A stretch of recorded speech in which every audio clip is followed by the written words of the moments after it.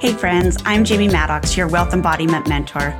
I teach how you are uniquely designed to attract wealth. In this podcast, I talk about body mapping and money.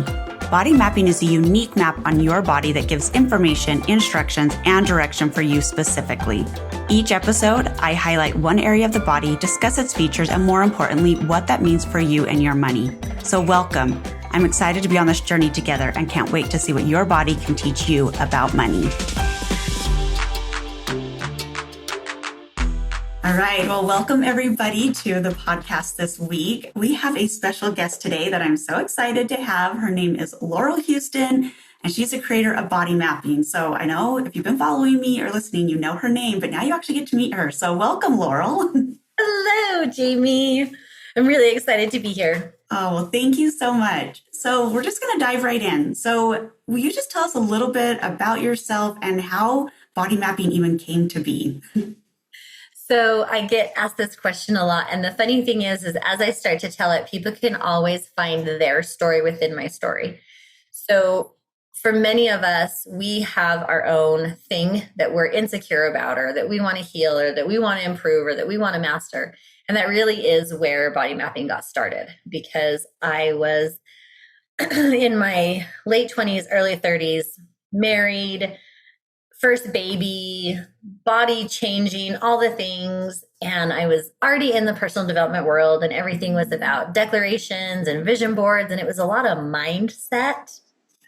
But my mindset wasn't necessarily helping me love my body. Yeah. So I wanted to really figure out how to have a different relationship with my body. I do have a degree in psychology and a degree in communication that at the time I didn't quite know what I was supposed to do with, but God does. So he's like, I need you to do this, and it'll all make more sense later. And that's how body mapping was created. Body mapping is a combination of, when people are like, oh, is there a book? Well, there's a manual that I've created for the people that learn it, but it is a combination of psychological principles, body language, the study of mindset, ancient Chinese face reading, FBI profiling and studying. So it started because I knew about body language, but body language actually comes from the brain. So body language is what's left over when your brain thinks faster than you speak. So I laugh all the time because I'm like, well, I don't always speak, but my face is my subtitles. Right. So that body language is mind. And I thought, okay, well, I then got introduced to energy work and the rabbit hole of that. And so it was like, okay, it's like that helps me understand what my mind is doing and the sensation or the spiritual part of it. But this is where the randomness comes in. I, in college, took a lot of classes on breeds and breeding because originally I was going to be an agriculture education teacher. And so I was looking at all the genetics of it and probability. And one of the biggest things that it all came together was, oh, we look the way we look for a reason. And here's why I say that. Out of all of our lines of genetic code, only 15% of our genetic code manifests into our physical being. Wow. So out of all of the options of DNA that we have access to, the ones that came into physical form were here because we all have a specific purpose. And none of us came with a manual, but we all have a map written in our features, our size, our shape, our texture, our color of your hair, your height, the shape of your waist to your hips, all of that. It's keys and pieces to help us in our own journey. And so I was searching for my journey and I was like, okay, how can I figure this out? So art classes, proportion classes, anatomy and physiology. I had to take the study of the mind, the body, and the soul and put it all together. And that's what created body mapping. I love it. And I mean, I've heard the story and the history and like the coming together. But every time I'm just always so fascinated because I just love that it is so comprehensive. And that was something that I was really drawn to because I too love studying like everything. And then I'm like, and then let's put it together and see how it all connects because it's just so cool. It's all interrelated, right?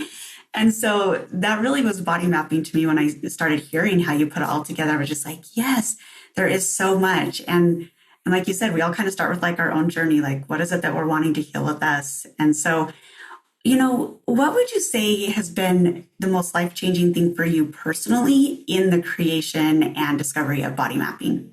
Ooh, for me personally, it's probably actually being able to redefine my relationship with my body. Because instead of seeing my body as an obstacle to overcome, it became a partnership to understand. Because there's body language, but there's the language of your body, and they're very different. Body language is movement, but the language of your body is through sensation, through symptoms, through texture changes. And so the more that I was able to connect to my body and connect to sensation, that's when I really started to have healing, because many people have heard the phrase, you have to feel to heal. So we think about, oh, I feel sad, but we don't actually allow ourselves to trust the sensation in our body, to feel the sensation of sadness. And so body mapping really helped me reestablish my relationship with my body, because I stopped comparing my body to everyone else's. For those that have followed Jamie, it's all based on measurements and proportion and your measurements against your measurements. So my thumb measures my eye, but it can't measure Jamie's eye. So I can't compare who I am to anyone else and get it right. So I had to get out of comparison. And then I started measuring and I was like, wow, my body is way more in proportion when I stopped comparing. My body is way more perfect than I've ever given it credit for. And then the next step to that was, my body isn't my enemy, it's a messenger. And if I listen to my body when it whispers, it won't scream. Mm-hmm. Yes. So what is my body trying to tell me? How is it trying to get us to work together in alignment and in attunement instead of just... so there was a lot of childhood programming, religious programming, gender programming that I really had to work through. And body mapping gave me shortcuts to do that. I love that. So I feel like I understand that, but how do you feel like the shortcut came about? Maybe that's not the greatest way to word that question, but I want to like dig deeper into that because that was a really cool statement. So I'm going to actually use a client as an example. So I had a client, and her whole life, she felt like, oh, I have really big feet. So we measured, and her feet were the exact size they needed to be for her body. Like, she was in direct proportion. And so as soon as she learned, oh, wow, I'm in proportion, it was able to be like, oh, okay, so all of the programming you have about your ability to move forward, be detail oriented, that you want a strong, sure foundation, all of other people's opinions about what your foot represents didn't matter as much anymore.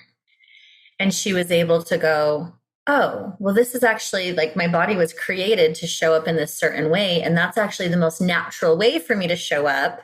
So now I know the difference between who I am versus who I was taught I'm supposed to be. And that's what I mean by a shortcut. Because you can spend a lot of time in declarations and journaling and all the things, we've done it, to try and find the deep dive. And it's like, just measure. Yeah. Just look. It's there. It's there and I personally no longer believe that healing is supposed to be hard. And so I'm like, why wouldn't our creator make it really easy for you to understand and know who you are? Yeah. And that is the thing that like, whenever I have sessions with people, that is one of my favorite things. It's like when we do the measurements and then like I explain it and all of a sudden they're just like, wait, I'm allowed to be that way. Like it's okay. Like I can just be me. And I'm like, yes, you get to just be you. And it is so beautiful. No, I don't know if you've noticed this, but the places that I love to people's noses because the money and spending and generosity and balance and all the things with the noses. And I tell them that doesn't, like, if you have a generous nose, that doesn't mean you now get to give away all your money and be like, well, my nose said I could. No, it gives you awareness to make better choices, but it allows you to be like, oh, that's why I initially want to instinctively make that certain choice. And that's something, the other place that I feel like a lot of people gain a lot of freedom is with the knowledge of their chin and their jaw, because your chin and your jaw are all about words, your powerful words, how many words you speak, if you're a storyteller versus if you're more to the point. Mm-hmm. And so especially people that have a really square jaw and a really pointed chin, they've been told their whole life that they're bold and that they're harsh and that they're very short with their words. And they're looking at you going, and? Right? And so to be able to say, well, yeah, the more pointed your chin, the more to the point your words are. And that doesn't mean you're evil. It just means you want the conversation to have a point, or you would like to discuss something else. Yes. And then also turning around and saying, okay, but if you're talking to someone that has this cute little Cabbage Patch face, they're not to the point. So if you want to build a relationship with them, you both need to look and come to an understanding and a place of communication where you build each other instead of misunderstand each other. Yes, yes. And yes, I love that, because it really does. It helps with the relationship. Because like you're saying before, like the relationship with you and your body, you're now working together. You're not like on this battlefield, but also with other people. Because I remember I was at Fire a couple of years ago, and there was a lady looking at one of my drums, and I knew that she wanted it. But she was just going back and forth, but she had a very long nose. And I was like, oh, she's not going to make a decision right now. So I didn't take it personal. And she came back 3 or 4 times throughout the day and was just like, oh. And I was just like, honey, I know you need some time, but it's going to be gone if you don't grab it. And I did end up selling it to someone else. So then she came back. She was like, oh. And I was like, ooh, we should have a no session.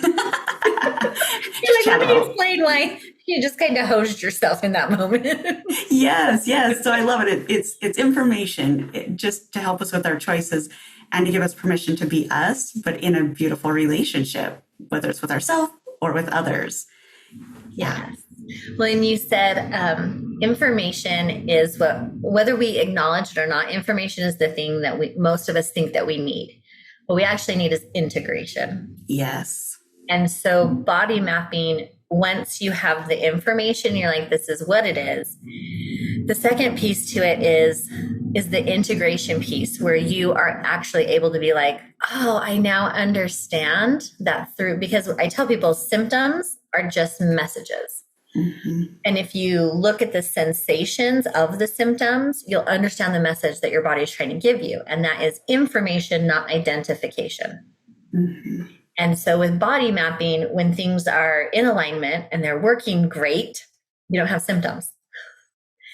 And when you are going against who you are, I'm going to stick with the nose example. So if you have a really pointed nose and your money has a point and you buy something frivolously on a whim because you were talked into it, you're more likely to get a stuffy nose, whether you have a cold or not, because you went against what is natural for you. And so your body is like, oh, hey, just so you know, we feel like our money cycle is a little stuffed right now. So we're going to give you a stuffy nose. And it's not identification. It doesn't mean that you're bad with money. It means you utilized those resources in a way different than you normally do. And your body is trying to make sure that that's safe to do so. It's just information. Yeah, exactly. And that's one thing that I always find interesting when I'm talking with people about their nose is I always know who has had sinus issues and sinus infections. And 10 out of 10, I get it right. And it's all, not that I want people to have sinus issues, but it's always fun because I'm like, oh, I know you do. And they're like, how did you know? I'm like, because of your nose. It's like, but guess what? I'm going to give you some hope because I healed my sinus issues by learning about my nose. And you can too. Because yeah, it was just these information, my body giving me these sensations to give me information. And now I know the minute I feel anything in my sinuses, I'm like, okay, let's stop. I know that I need to adjust a few things, realign. I'm going to get it. And then it goes right away. And I haven't had a sinus infection in years. And so it's really beautiful, that integration piece. Yeah. Well, and it also part of the when we, like I said at the beginning, if you will allow your body to speak to you in a whisper, then it won't scream. But so many of us have trained our body because we have rejected our body or not accepted it as the gift that it is. And so our body is like, you only listen to us when you're hurting. So we actually train our bodies to speak to us through pain instead of pleasure and other sensations. And when you get into the body mapping part of it, and it's like, oh, you have a lot of lower back issues. Well, you also have narrow shoulders. So how often are you taking on burdens or responsibilities that aren't yours to take on? Your body has been trying to tell you for years, we can't shoulder other people's burdens without it affecting us. So it's not a judgment. Okay. That's the other thing that I love about it. I call it looking from neutral. When you discover, oh, my nose is stuffy. Oh, I have lower back pain. Instead of being like, what have I done? What do I need to heal? I'm so broken. It's like, thank you for that information. What do I need to do with it now? Because it's not about who you are. It's about what you're experiencing. So if you're like, oh, wow, I've got lower back issues and knee issues because I step out of my power, put other people into authority over me, take on burdens and responsibilities that don't belong to me. Oh, and I have throat issues too. And we're able to be like, oh, well, you need to. And so and Jamie is beautiful at this because I've watched her do it. It's like, oh, well, here is a tool or technique or lift up or let go for you to implement and integrate into your life so that you can start honoring your body so that your throat can heal, because you'll say things like, that doesn't work for me. Or the lower back pain will go away because you will feel supported instead of being the only person that supports everyone else. So I tell people there's two pieces to body mapping, because one is learning the gifts, talents, and abilities that you were born with. And the second is learning how the language of your body and the messages that it's giving to you through symptoms to try and get you back into alignment with your gifts, talents, and abilities. And I wasn't going to talk about this, but it feels like it's relative. So if it takes us too sideways, you can bring me back. One of the reasons that I personally have loved learning body mapping is because most people get into the personal development world. And if they get into the energy world at all, they really want to learn about spiritual gifts. And they are missing the part where spiritual gifts show up through the body. So the more you honor and listen to your body, the more spiritual gifts you have access to. Yes. Oh, I remember the first time that you connected that for me and shared that. And I was like, oh, yes, I want that. Let's do it. And some of them are really easy to see. And so it's like, oh, okay. You've never, one of the examples I use a lot is a lot of people with blue eyes or really, really light brown eyes, as a child had a lot of nightmares because they see more than other people see. And so a lot of times I'll be like, oh, did you have nightmares when you were little? Because as a spiritual gift, you can see more because you have more lightness to your eyes. So you see the difference between light and dark easier. And so there are many spiritual gifts that we all have access to. But if you hate the part of your body that gift is associated with, you won't use it. So the more you love and honor and understand your body, the more you have access on the spiritual and physical plane to really beautifully create a life for yourself. Yes. I think so many people need to hear that. And just like you said, a lot of times it's the part of our body that we maybe don't like or don't love or don't really appreciate or just completely ignore. That's like, no, that's actually where the magic is. You like, let's focus there for a second. And it doesn't mean that we have to have this false sense of like, oh, I love this part because I'm supposed to. No, that's not what we're talking about. We're talking about like, there is a deep transformation that happens as you tune into your body. You listen to the sensations, you feel it, you actually listen to your body. You build that relationship where it's not fake. It's not this like sugarcoat, like it's fine. It's like, no, may not be perfect, but there is that deep appreciation and working together. Yeah. Yes, very much so. And the other part of it is because you start to look at your own body from a place of neutral, you go out of judgment towards others and more into discernment, which is a very different thing. And so, because when you're in judgment, there's usually emotion and assumption behind it. But when you are in discernment, there's information and experience that you're able to go, okay, because of the information I'm receiving right now and because of the experience that I've had, my body that I now trust is giving me information that says ABC. So a lot of people like to look externally for a guide, but really the more you connect with your body, the easier it is for you to have your guide. Jamie's heard me say this 10,000 times. Your head is a clock. Your heart is a compass. When you are feeling lost, don't ask a clock for directions. But one of the reasons why so many people will ask their head for answers instead of their heart is because their heart is in their body and they don't trust their body. So a lot of times when people are lost, it's because they don't have a relationship with their body. They aren't connected to their heart, which is your compass. So then they go into their head and they look for evidence, but evidence just keeps you in your same cycles because it has evidence that you survived it. Your head wants to keep you alive, but it doesn't care how well you live. And so the more that you can get into the messages in your body and you're like, oh, my left knee is hurting me. Is, what is it about? What message does my left knee have for me? And how is it going to help me along my path? Instead of, I'm in pain. I'm broken. Why did this happen to me? I'm so strong. I lived through this. It's just a very different way that you speak about your life and about your purpose. That's why I love it. And that's why I teach it, because I want other people to have that too. Yes. I know what it was like. I know what my life was like when I didn't. I knew I had purpose, but I was looking for everyone else to tell me what it was. Mm-hmm. When really I just needed to communicate and connect with my own body. Yes, exactly. Like, it just feels so good. I'm like, everyone needs this. Everyone needs body mapping in their life. Let's just say that. I would agree.